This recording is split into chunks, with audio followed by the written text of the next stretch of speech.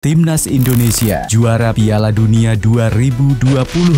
Imbang rasa kalah. Indonesia versus Laos berakhir imbang di Piala AFF 2024. Mees Hilgers kembali cedera. MU siap lepas Andre Onana. Liverpool favorit juara Liga Champions. Halo football lovers, balik lagi di channel Fantastic Sport. Kabar berita sepak bola terbaru hanya untuk kalian. Subscribe dan aktifkan notifikasinya agar tak ketinggalan update video terbaru dari kami. Terima kasih.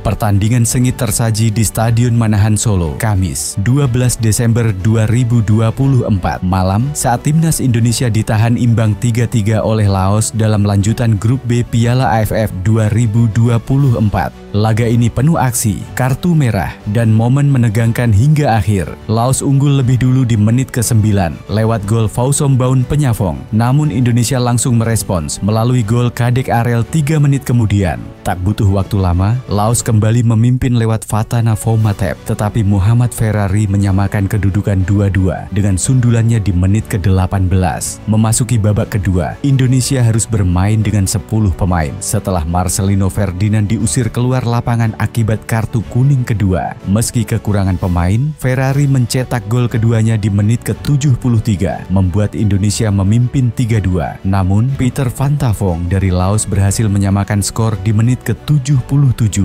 Dengan hasil ini, Indonesia memimpin klasemen sementara Grup B dengan 4 poin, diikuti Vietnam yang baru bermain sekali. Laga ini jadi bukti persaingan ketat di Piala AFF 2024 dan Indonesia harus bekerja keras di laga berikutnya untuk mengamankan tiket ke babak selanjutnya. Manchester United bersiap merombak skuad besar-besaran di bawah pelatih baru Ruben Amorim. Kabar mengejutkan datang. Mereka dikabarkan siap menjual kiper utama, yaitu Andre Onana. Onana yang direkrut pada musim panas 2023 dengan kontrak hingga 2028 sebenarnya memiliki kualitas, tapi performanya sering disorot. Kesalahan di laga melawan Nottingham, di mana ia gagal menghentikan 2 gol dan justru mengulur waktu, memperburuk reputasinya. Sejak bergabung, Onana telah tampil 72 kali, mencatatkan 20 clean sheet namun kebobolan 109 gol. Kini, MU membuka pintu bagi klub yang tertarik dengan kiper berusia 28 tahun ini. Tak hanya itu, dilansir dari Mirror, Manchester United juga siap melepas beberapa pemainnya. Salah satunya yang mengejutkan adalah MU bakal menjual Marcus Rashford. FIFA resmi menunjuk Arab Saudi sebagai tuan rumah Piala Dunia 2034.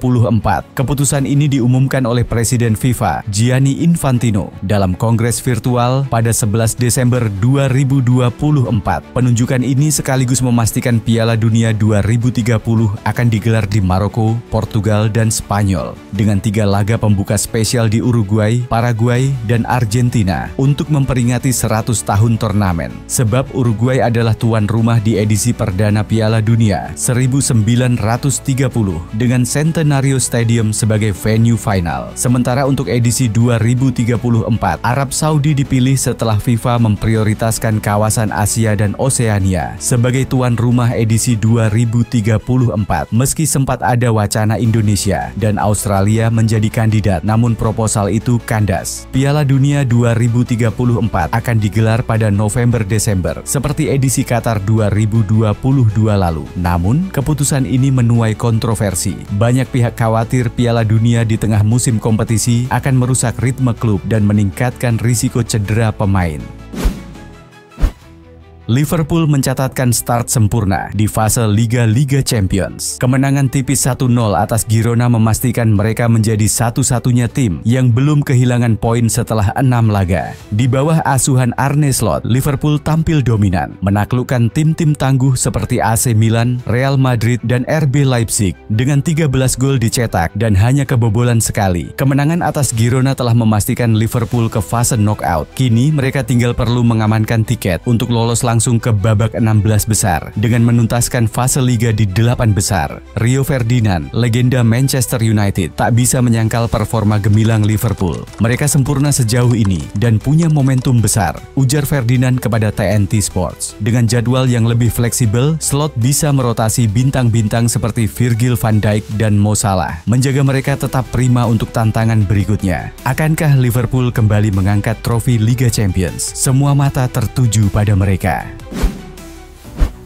Timnas Indonesia resmi menjadi juara dunia di Piala Dunia eFootball 2024 setelah menaklukkan Brasil di final yang digelar di Riyadh, Arab Saudi, Kamis 12 Desember 2024. Elga Cahya, Rizky Faidan, dan M. Akbar Paudi tampil gemilang, membawa Indonesia meraih gelar juara dunia pertama dalam sejarah turnamen esports yang diselenggarakan FIFA ini. Kemenangan ini pun terasa spesial karena melengkapi gelar juara dunia Iksan Taufik dan Manar Hidayat di Gym Football Manager FIFA 2024. Kali ini, Elga dan kawan-kawan berjaya di Gym eFootball khusus konsol. Di laga final, mereka sukses menghentikan perlawanan sengit Brasil dengan skor agregat 4-2, menang 2-1 di leg pertama, dan mengulang skor yang sama di leg kedua. Perjalanan menuju puncak juga tak mudah. Sebelumnya, mereka mengalahkan Turki dengan agregat 10-5 di semifinal dan harus berjuang hingga leg ketiga melawan Maroko di perempat final. Hasil ini menegaskan posisi Indonesia sebagai kekuatan baru di dunia esports, membuktikan bahwa Garuda Muda kini diperhitungkan di panggung global.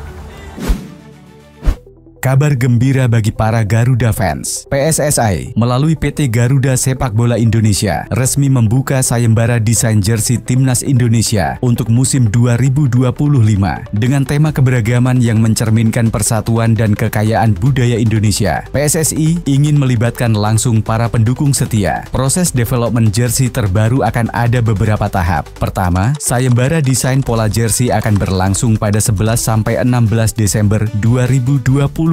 Setelah itu, desain yang terpilih akan mengikuti proses pemungutan suara atau polling secara online yang dilaksanakan pada 20-22 Desember 2024. Ini langkah kolaboratif, menjadikan jersey Timnas sebagai simbol kebanggaan dari kreativitas fans, ujar Arya Sinulinga, Exco PSSI. Aparel resmi Erspo akan memproduksi desain pemenang yang nantinya dipakai di lapangan hijau. Akan ada hadiah untuk desain yang terpilih, mulai dari tiket menonton pertandingan Timnas Indonesia selama 1 tahun hingga jersey bertanda tangan lengkap pemain Shin Tae-yong. FC Twente harus puas berbagi angka setelah bermain imbang tanpa gol melawan Olympiakos Piraeus di Stadion Georgios Karaiskaki, Jumat 13 Desember dini hari pada matchday ke-6 Liga Eropa. Pertandingan ini diwarnai drama cedera, termasuk cederanya Maes Hilgers yang hanya bermain 37 menit. Hilgers yang kerap bermasalah dengan kebugaran tetap dipercaya pelatih Joseph Oosting untuk masuk starting 11. Sayangnya, ia terpaksa ditarik keluar akibat cedera dan digantikan oleh Gustav Lagerbielke. Sebelumnya, Twente juga kehilangan Yuri Regier pada menit ke-23 karena alasan serupa. Hasil ini memperpanjang tren buruk Twente yang belum meraih kemenangan dalam 6 laga Liga Eropa musim ini. Mereka kini berada di peringkat ke-30 dengan hanya 4 poin, semakin jauh dari zona playoff knockout. Cedera Hilgers menambah tantangan untuk Twente yang harus menghadapi jadwal padat. Hilgers diperkirakan absen saat Twente menjamu Groningen di Eredivisie Minggu 15 Desember dan menghadapi Katwijk di KNVB Beker 3 hari kemudian. Akankah Twente bangkit tanpa Hilgers? Waktu yang akan menjawab. Barcelona lagi-lagi diterpa badai finansial dan kali ini Dani Olmo yang jadi korban. Gelandang kreatif ini baru bergabung 6 bulan lalu dari RB Leipzig dengan mahar 51 juta pound sterling. Namun kini berpotensi hengkang secara gratis pada Januari 2025 jika Barcelona gagal mendaftarkannya untuk paruh kedua musim. Situasi ini terjadi karena Blaugrana hanya bisa mendaftarkan Olmo untuk setengah musim pertama akibat keterbatasan anggaran. Meski kontribusinya luar biasa. 12 laga, 6 gol, dan peran vital membawa Barca memuncaki La Liga. Ancaman kepergiannya menjadi momok bagi klub Katalan. Barcelona mencoba berbagai cara untuk menyelamatkan situasi, mulai dari kemitraan dengan Aramark dan Nike, hingga rencana menjual hak atas VIP box Camp Nou selama 20 tahun. Namun, angka yang terkumpul masih jauh dari cukup. Presiden Joan Laporta tetap optimistis, dan Dani Olmo sendiri fokus bermain untuk klub. Tapi, jika solusi tak ditemukan, Barcelona bakal mengulang tragedi kehilangan Lionel Messi di 2021. Kali ini dengan kerugian aset berharga lainnya. Mampukah Blaugrana keluar dari krisis ini?